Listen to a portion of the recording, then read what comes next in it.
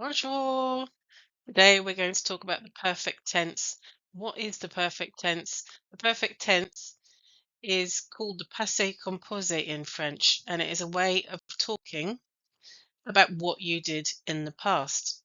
And it's about what you did in the past, but a one-off event. There is a different tense that we use for something that you did over a period of time in the past. So this is just one thing that you did, like I played football, I ate a sandwich. You form it using a pronoun, an auxiliary verb, plus a past participle. So what does that look like? So here's our example. J'ai mangé, I ate. And here, je is our pronoun, I. So it could be I, he, you, she, etc. Our auxiliary verb here is ai, a, which is the present tense of the verb avoir, to have. And then we have our past participle. Here it's manger.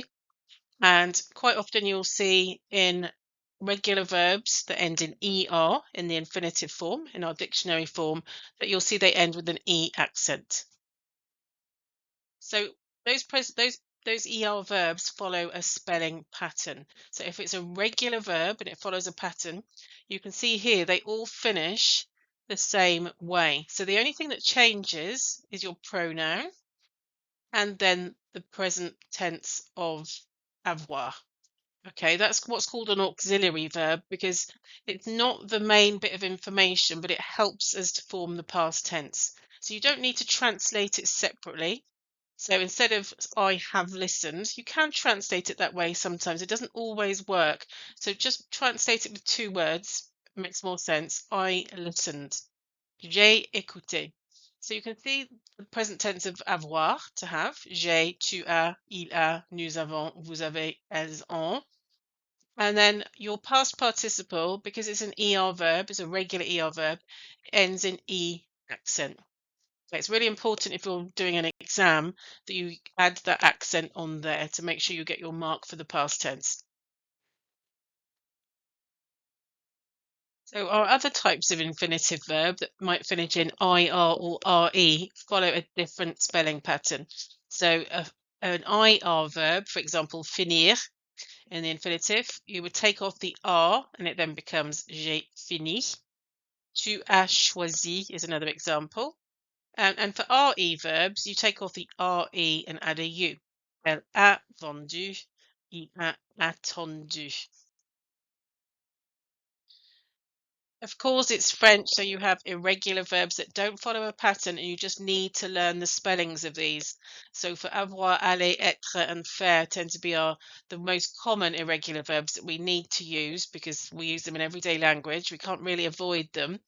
So we need to learn the past participle. So here I've put the main ones. J'ai fait, for I did. J'ai été, I was. J'ai eu, I had.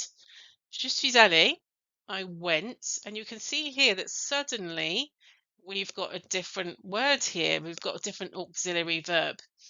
So there is a list of words, of verbs that take the verb être as the auxiliary verb instead of avoir. They're called the Mrs. Van der Tramp verbs.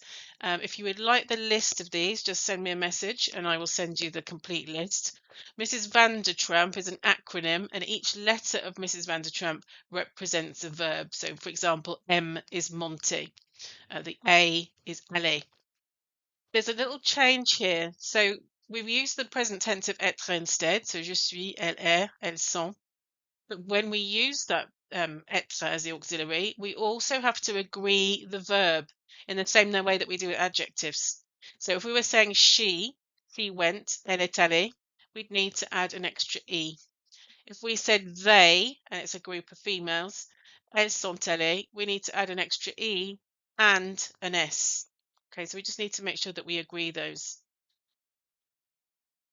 All reflexive verbs also take être as the auxiliary verb. So je me douche would become, in the past tense, would be je me suis douché. So the me comes in front of the auxiliary verb, or your whatever the reflexive pronoun is. And what happens with negatives? So it gets more complex. To form a negative sentence in the perfect tense, you put the ne and the pas around the auxiliary verb, and you'll find this is a general rule when you're writing longer sentences, that the negative, the ne and the pas, or whatever form of negative you're using, could be ne plus, it could be ne rien, for example, that it goes around the first verb in the clause. So here, I didn't eat breakfast is je n'ai pas mangé le petit déjeuner. I didn't go to the park. Je ne suis pas allé au parc. And then with our reflexive verbs like je me douche, je me suis douché, it goes, the ne pas goes around the reflexive pronoun, the me and the suis. So je ne me suis pas douché ce matin. That comes quite complex. So we need to use a negative if you're thinking about doing your GCSEs this year.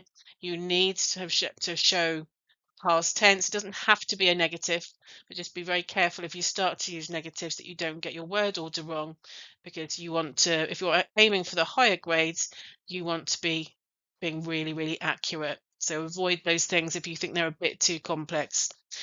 Please a comment below trying out a past tense sentence, and I'll give you some feedback. And remember, if you'd like that list of the verbs that need être as the auxiliary verb in the past tense, just send me a message.